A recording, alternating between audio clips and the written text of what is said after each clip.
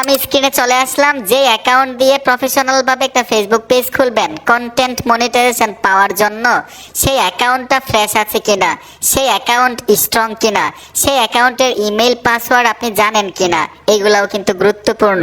আপনার মোবাইলটা হারাই যাইতে পারে, চুরি হইতে পারে, নষ্ট হয়ে যাইতে পারে।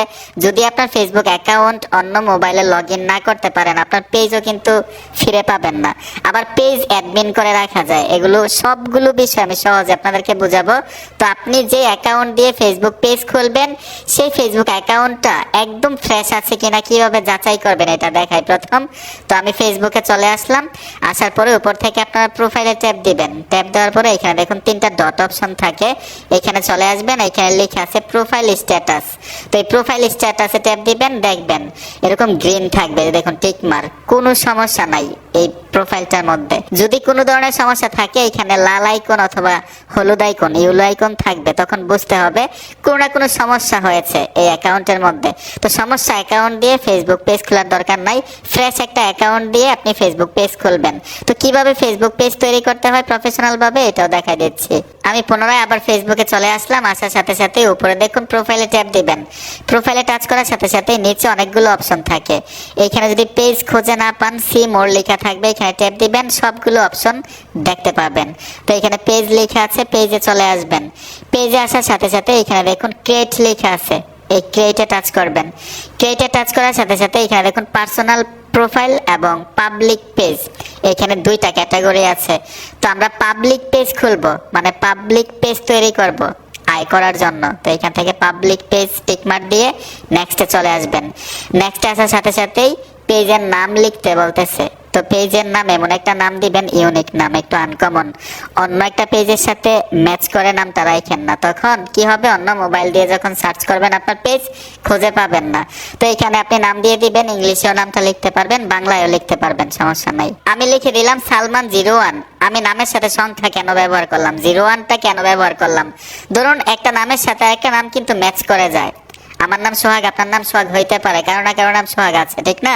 এখন আপনি আপনার নামের সাথে কিছু সংখ্যা ব্যবহার করতে পারেন। যেমন আমি এসকে সোহাগ 01 দিয়েছি, দেখি এসকে সোহাগ প্রচুর পেজ আছে, তো এর জন্য আমি 01 দিছিলাম। ঠিক এরকম ভাবে সালমান 01 দিলাম, আপনি সালমান 05, 02, 03 এরকম ভাবে দিতে পারেন। কিছু সংখ্যা ব্যবহার করলে সহজে আপনার পেজটা খুঁজে পাবেন সার্চ করলে, মানে একটু ইউনিক হবে। তারপর এখান থেকে নেক্সটে চলে আসবেন।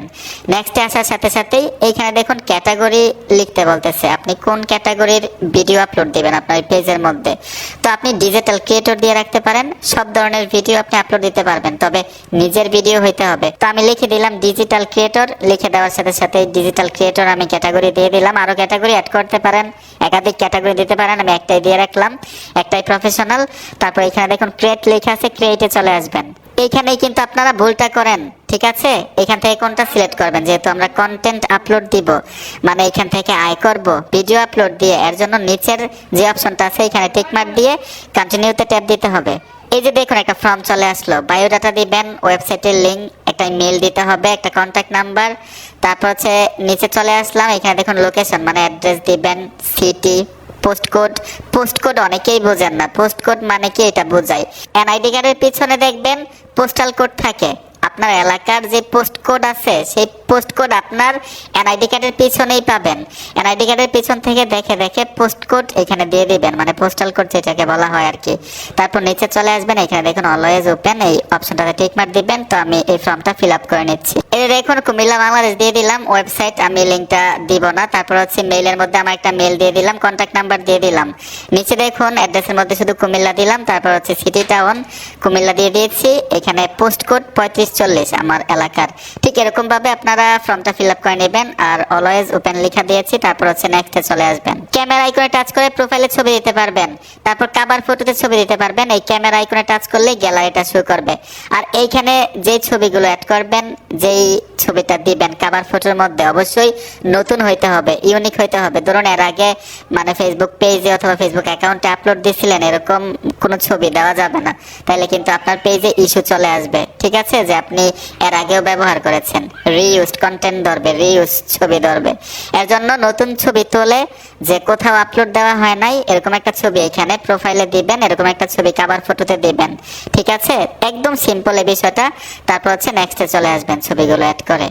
এখন ইনভাইট করতে পারবেন চাইলে, মানে যে অ্যাকাউন্ট দিয়ে আপনি ফেসবুক পেজটা খুলতেছেন সেই অ্যাকাউন্টের আন্ডারে যতগুলো ফ্রেন্ড থাকবে এখানে শো করবে অল ফ্রেন্ড, মানে সবগুলো ফ্রেন্ডের চাইলে ইনভাইট করতে পারবেন। আর এখন ইনভাইট করার দরকার নাই, যেহেতু নতুন পেজ খুলছেন, কোনো ভিডিও নাই, কোনো পোস্ট নাই, কোনো টেক্সট লেখা নাই, কেউ কিন্তু আপনাকে ফলো করবে না। কিছু না কিছু আপলোড করার পরে, মানে অনেকদিন কাজ করার পরে ইনভাইট করলে তখন কিন্তু আপনি মানে ফলোয়ার্স গুলো পাবেন। সহজ একটা মাধ্যম। তো এখন আমি ইনভাইট করব না, তারপর নেক্সট লেখা আছে, নেক্সটে চলে আসব। আসার সাথে সাথেই পুনরায় আবার নেক্সটে ট্যাপ দিবেন। ট্যাপ দেওয়ার পরে এখান থেকে ডান লেখা আছে, যে দেখুন আমি ডানে টাচ করে দিলাম। ডানে টাচ করার সাথে সাথেই আমরা প্রফেশনাল একটা ফেসবুক পেজ খুলতে পেরেছি। একদম সহজে কিন্তু আপনাদেরকে দেখাইলাম। এখন কিছু কন্ডিশন শুনুন। ফেসবুক পেজ তো তৈরি করতে পেরেছি, আপনিও পারবেন দেখে দেখে। এখন মূল যে বিষয়টা, আপনি কিন্তু কাজ করতে হবে, ভিডিও আপলোড দিতে হবে। এখন ধরুন আপনার মধ্যে কোনো প্রতিভা নাই, ঠিক আছে, আপনি ফেসবুক পেজ খোলার পরে ইউটিউব থেকে, টিকটক থেকে, লাইক অ্যাপ থেকে ভিডিও ডাউনলোড করে আপনার পেজে আপলোড দিচ্ছেন দুমদারাক্কা, এরকম ভাবে কিন্তু ভাই আপনি সাকসেস হইতে পারবেন না।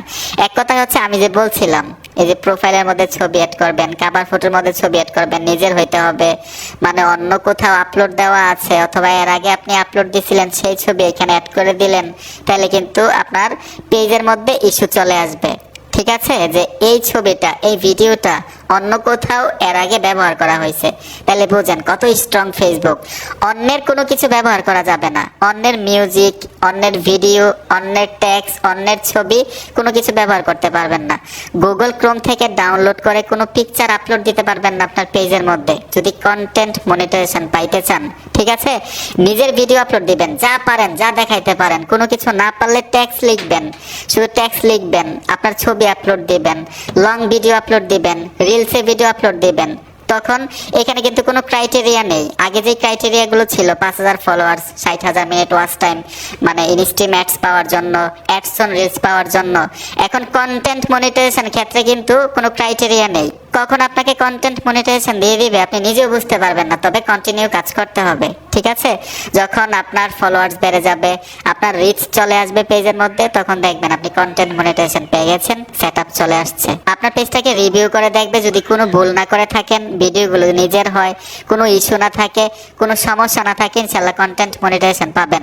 আর কন্টেন্ট মনিটাইজেশন পাওয়ার পরে কিভাবে সেটআপ দিবেন, কিভাবে ব্যাংক অ্যাকাউন্ট অ্যাড করবেন, কিভাবে টাকাটা পকেট পর্যন্ত আসবে, আমার এই বিষয়গুলো নিয়েও কিন্তু ভিডিও দেওয়া আছে। আর ইউটিউবে সার্চ করলে কিন্তু সবগুলো সহজে বুঝতে পারবেন, কিভাবে সেটআপ করতে হয়, কিভাবে ব্যাংক অ্যাকাউন্ট অ্যাড করতে হয়। এগুলা সিম্পল বিষয়।